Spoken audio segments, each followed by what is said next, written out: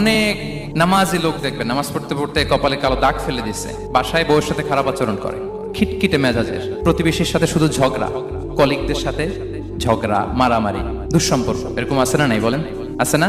কিন্তু নামাজি, অনেক বড় হাজি, একদিনও কোরআন তেলাওয়াত মিস হয় না।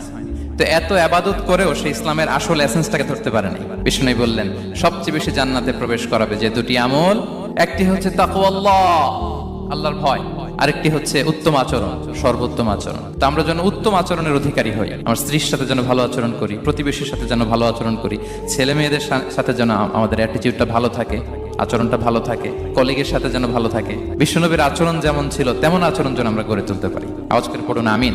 সুনানে আবু দাউদের এক বর্ণনা বিষ্ণু ইসলাম বলেন, খুব চমৎকার একটি হাদিস, মনোযোগ দিয়ে শুনুন। তিনি বলেন, আনা যাইনুন বিবাইতিন ফি রাবাদিল জান্নাতি লিমান তারাকাল মিরাআ ওয়া ইন কানা মুহিক্কান। আমি ওই ব্যক্তিকে জান্নাতের আঙ্গিনায় একটা ঘরের গ্যারান্টি দেই যে ব্যক্তি তর্ক করা